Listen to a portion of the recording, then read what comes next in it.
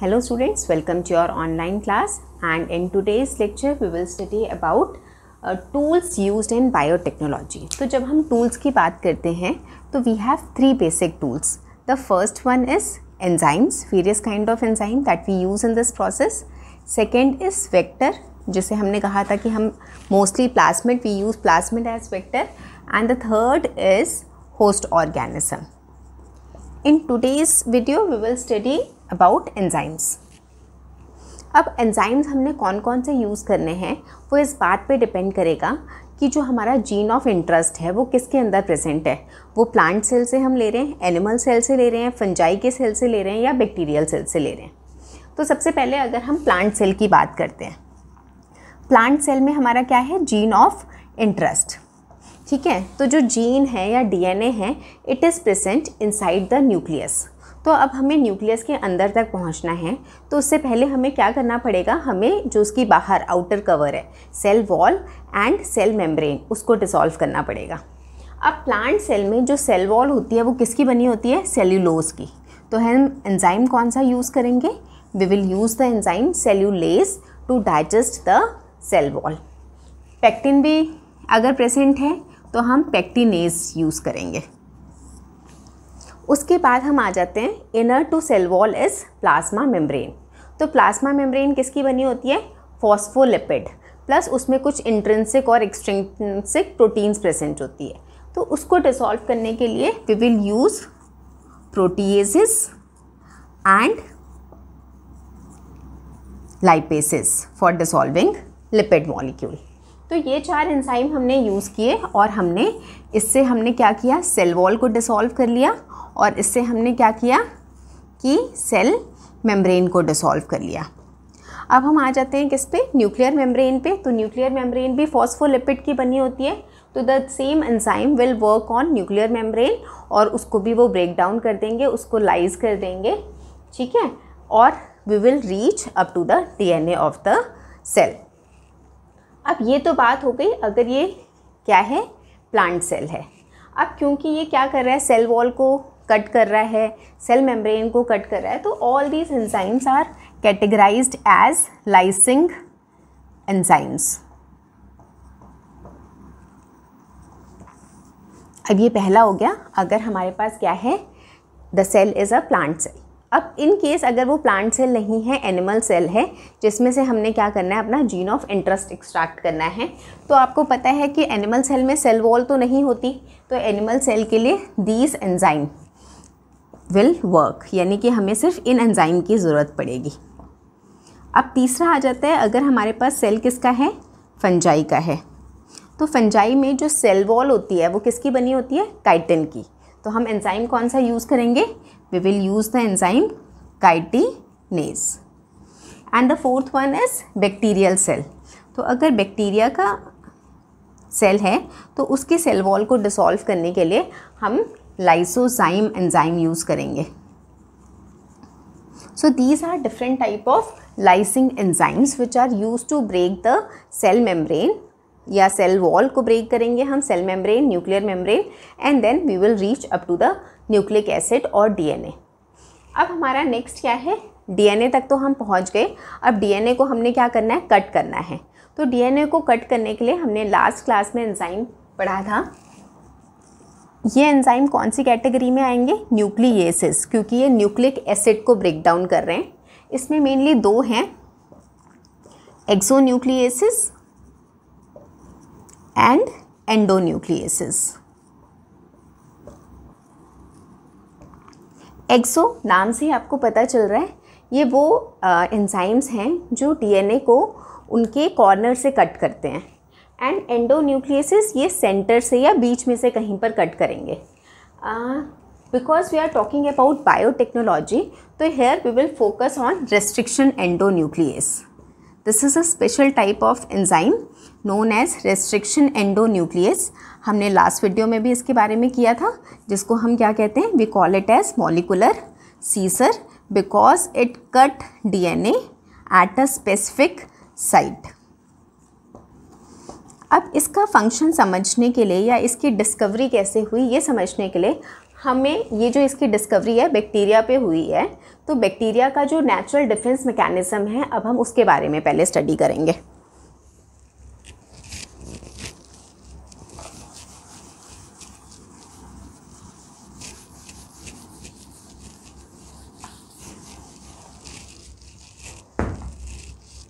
अब बैक्टीरिया में क्या होता है, if the bacteria is infected by some virus, तो उस वायरस को हम क्या कहते हैं, we call that virus as bacteriophage. Bacteriophage is a virus that infect bacteria. तो यहाँ पर हमने बना लिया, ये ई कोलाई का सेल है, ये इसका क्रोमोसोमल डीएनए हो गया, ये हो गया plasmid, and it is infected bye a virus bacteriophage. अब जब ये इसे इन्फेक्ट करेगा तो ये क्या करेगा, कैसे वर्क करता है, it inserts it's genetic material, यानी ये अपना जेनेटिक मटेरियल किस में डाल देगा, इसमें डाल देगा। अब जेनेटिक मटेरियल जब ई कोलाई में आ गया तो this genetic material will take over the machinery of the E coli. तो ई कोलाई को क्या करना है, अपने आप को इस बैक्टीरियोफेज से बचाना है। तो अब वो अपने आप को बचाने के लिए इसका जो मैकेनिज़्म है वो क्या है, ये हम करते हैं।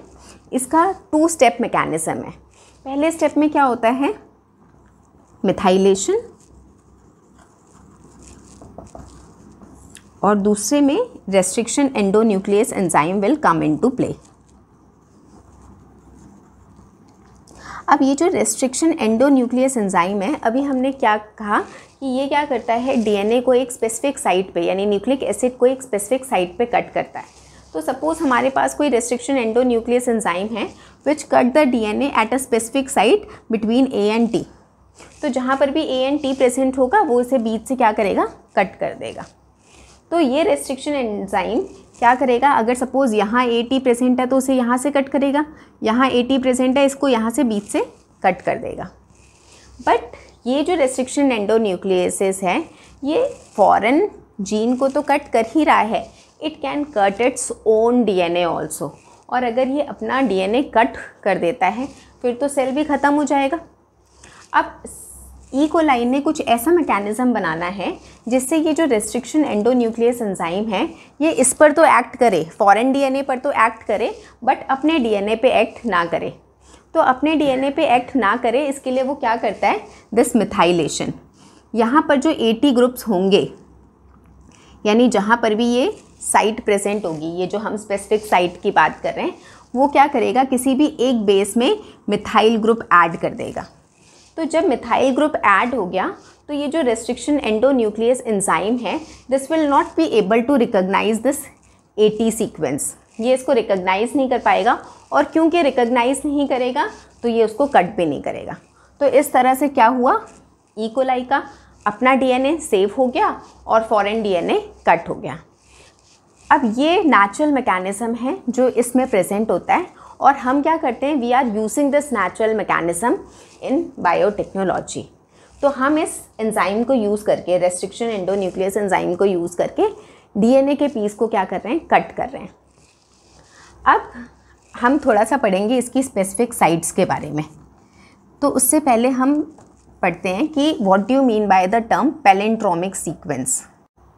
पैलिंड्रोमिक सीक्वेंस क्या होती है, ऐसी sequences which read same from both the sides. For example जैसे वर्ड है मलयालम, या हम लिख देते हैं मैडम। अगर आप यहाँ से पढ़ो तो भी वो दिस मैडम ही है, और अगर ऐसे पढ़ो then also it is madam. तो दीज आर पैलिंड्रोमिक सीक्वेंस। अब हम देखेंगे डीएनए में कैसे होती है पैलिंड्रोमिक सीक्वेंस। एक एग्जांपल लेते हैं, GAATTC। इसका मैं अगर कॉम्प्लीमेंट्री लिखूं तो ये यहाँ से आएगा GAATTC। Now this is the 3 prime and 5 prime and, यहाँ इसका ये 3 प्राइम एंड 5 प्राइम एंड। ठीक है, तो अब जब हम इस सीक्वेंस को देखना है तो हमने ऐसे नहीं देखना GAATTC और यहाँ से नहीं रीड करना, क्योंकि 2 स्ट्रैंड्स हैं डीएनए के। तो ये 3 प्राइम टू 5 प्राइम क्या है, GAATTC, और ये वाला जो स्ट्रैंड है this is also 3 prime to 5 prime read करेंगे GAATTC। तो इस सेंस में क्या है, ये पैलिंड्रोमिक सीक्वेंस है। अब लेट्स से कि एक रेस्ट्रिक्शन एंडोन्यूक्लियस एंजाइम है जो क्या करता है, इसको यहाँ पर रिकॉग्नाइज करता है बिटवीन G एंड A। तो जब ये G और A के बीच में इसको रिकॉग्नाइज करेगा तो ये कट कैसे करेगा ये हम देखते हैं।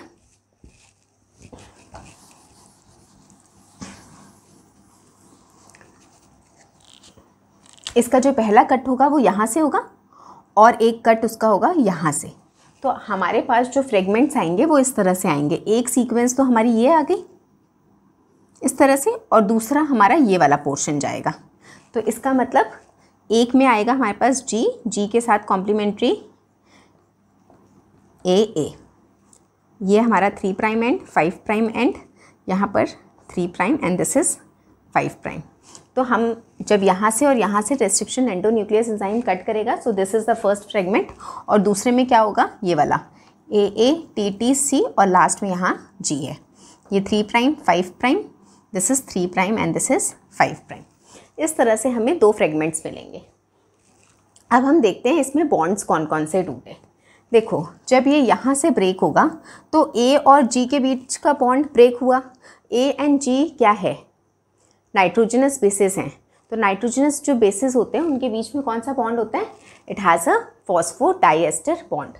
तो यहाँ से क्या रिमूव हो रहा है, फॉस्फोडाइएस्टर बॉन्ड।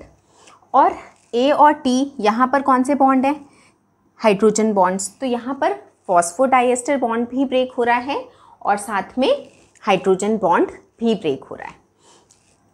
अब यहाँ पर ये जो हाइड्रोजन बॉन्ड्स ब्रेक हुए हैं, अगर इसका कोई सिमिलर सीक्वेंस आता है तो वो बहुत जल्दी यहाँ पर अटैच हो जाएगा अगर कॉम्प्लीमेंट्री सीक्वेंस है तो इस तरह के ये जो एंड प्रोड्यूस्ड होते हैं वेयर ये तो पेयर में है बट ये पेयर में प्रेजेंट नहीं है, इसे हम कहते हैं स्टिकी एंड्स और स्टिकी कट्स।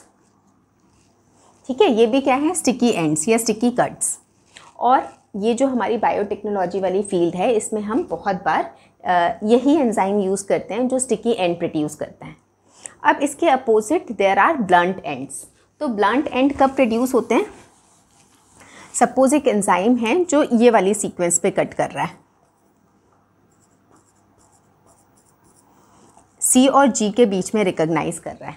अब जब वो यहाँ पर कट करेगा तो सिर्फ ये वाला बॉन्ड ब्रेक होगा, यानी हमारे पास G एंड CCC, यानी कि ये 2 फ्रेगमेंट्स आएंगे, एक ये और एक ये। तो सिर्फ ये वाला बॉन्ड ब्रेक हुआ, यानी कि इन दोनों के बीच का और इन दोनों के बीच का। तो हाइड्रोजन बॉन्ड तो कोई भी ब्रेक नहीं हुआ। इस तरह के जो एंड्स प्रोड्यूस होते हैं तो इन्हें हम क्या कहते हैं, we call it as blunt ends. But this type sticky ends are more useful in biotechnological process. क्यों, क्योंकि यहाँ पर फ्री जगह होती है जहाँ हाइड्रोजन बॉन्ड्स इजीली ज्वाइन कर सकते हैं अगर कॉम्प्लीमेंट्री सीक्वेंस आता है तो। This is all about the enzyme endonucleases. अब हमने क्या किया, we have cut the DNA। अब DNA को कट करने के बाद हमने क्या करना है,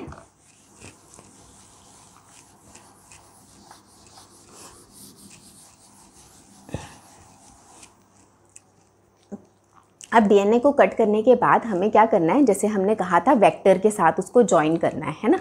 तो हमें क्या करेंगे, जो वेक्टर है ये जैसे प्लाज्मिड है, अब हमने इसको यहाँ पर क्या किया, यहाँ से इसे कट कर दिया और ये लीनियर मॉलिक्यूल बन गया। अब इसका एक एंड क्या है 3 प्राइम और दूसरा एंड क्या है 5 प्राइम। 3 एंड पे पता है आपको OH होता है और 5 प्राइम पे फॉस्फेट ग्रुप लगा होता है।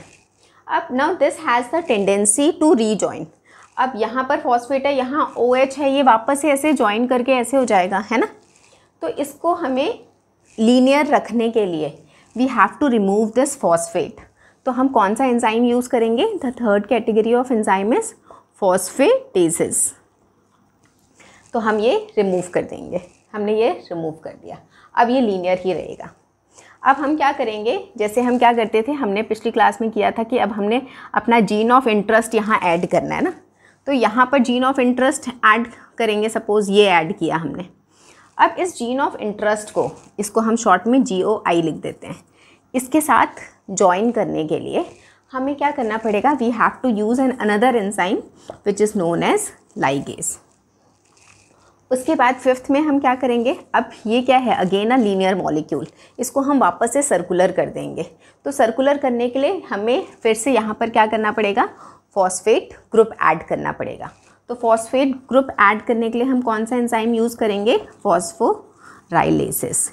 क्योंकि सर्कुलर DNA जो होता है अगर ये सर्कुलर फॉर्म में कन्वर्ट हो जाता है अगेन, तो जब हम इसको ई कोलाई में डालेंगे तो उसके लिए उसको होस्ट ऑर्गेनिज्म को उसको लेना ईजी होगा, इसलिए हम जनरली सर्कुलर यूज़ करते हैं। Now these are the different enzyme which we use in this process. अब हम क्या करेंगे, स्पेसिफिकली एंडोन्यूक्लियस का एक नेमिंग सिस्टम है, वो हम नेमिंग सिस्टम करेंगे। तो जैसे प्लांट का नेमिंग सिस्टम होता है बाइनोमियल नॉमेनक्लेचर, या एनिमल्स के लिए जब भी हम नेम रखते हैं उसका, तो we follow a set of rules. Similarly we have to follow certain set of rules for naming restriction endonuclease enzyme. अब सपोज हमने ये जो रेस्ट्रिक्शन एंडोन्यूक्लियस एंजाइम है वो किससे निकाला है, ई कोलाई से, ठीक है, एस्चेरिचिया कोलाई। अब क्योंकि हमने ये इससे निकाला है तो हम जब भी उस एंजाइम का नाम रखेंगे तो हम फर्स्ट लेटर क्या रखेंगे, फर्स्ट लेटर जो होता है कैपिटल में होता है और वो जेनरिक नेम पे बेस्ड होता है। जो ई कोलाई है इसका ये ई रिप्रेजेंट द जेनरिक, ठीक है, तो ये जो ई है दैट रिप्रेजेंट जीनस नेम। उसके बाद हमने क्या करना है, ये स्पीशीज़ नेम है तो स्पीशीज़ नेम में हमने 2 लेटर्स लेने हैं, तो हमने क्या ले लिया, CO, इको। इसके बाद हमने इसका स्ट्रेन होता है एक पर्टिकुलर, तो स्ट्रेन का फर्स्ट लेटर ले लेते हैं हम R, जो कैपिटल में लिखेंगे हम, और फिर यहाँ हम रोमन्स में लिखते हैं ऑर्डर ऑफ डिस्कवरी, यानी कि अगर इस बैक्टीरिया से जो फर्स्ट एंजाइम रेस्ट्रिक्शन एंडोन्यूक्लियस जो पहला एंजाइम डिस्कवर किया गया उसके नाम में आ जाएगा इको R1, जो सेकेंड डिस्कवर हुआ दैट इज़ इको R2। इस तरह से इसकी हम नेमिंग करेंगे। एक और इसमें एग्जांपल करते हैं, एक यहाँ बैक्टीरिया का नाम मैं लिखती हूँ हीमोफाइलस इन्फ्लुएंजाe। अब हमने सपोज इससे क्या किया है, एंजाइम एक्सट्रैक्ट किया है, ठीक है, तो इससे जो और स्ट्रेन है हमारा RD, तो हम क्या करेंगे, इस ये Haemophilus is the name of the genus, तो हमने इस जीनस नेम से फर्स्ट लेटर ले लिया विच इज़ कैपिटल। इन्फ्लुएंजा से हमने 2 लेटर्स ले लिए IN। अब यहाँ पर क्या है, स्ट्रेन में कैपिटल R है but we will not use this capital R। क्यों नहीं यूज़ करेंगे, क्योंकि R हम ऑलरेडी यहाँ यूज़ कर चुके हैं, तो हम इसका सेकेंड लेटर लेंगे और वो स्मॉल में ही रहेगा। तो जैसे हम यहाँ प्रोनाउंस करते हैं इको R, यहाँ पर हम हिंद D भी प्रोनाउंस कर सकते हैं, बट क्योंकि ये पूरा एक वर्ड बन गया तो हम जनरली इसे हिंद कह देते हैं। इसके बेसिस पे 1 जो पहले डिस्कवर हुआ, सेकंड जो थर्ड डिस्कवर हुआ, थर्ड नंबर पे जो थर्ड डिस्कवरी हुई इसी बैक्टीरिया से। अब इसमें से ये जो हिंद 2 है, डिस्कवर तो पहले कौन सा हुआ, हिंद 1, बट ये जो हिंद 2 है दिस वाज आइसोलेटेड फर्स्ट। तो जो पहला रेस्ट्रिक्शन एंडोन्यूक्लियस एंजाइम है जो किसी भी ऑर्गेनिज्म से आइसोलेट किया गया that is Hind 2। This is the first restriction endonuclease enzyme which is isolated. This is all about naming and enzymes. Thank you, students.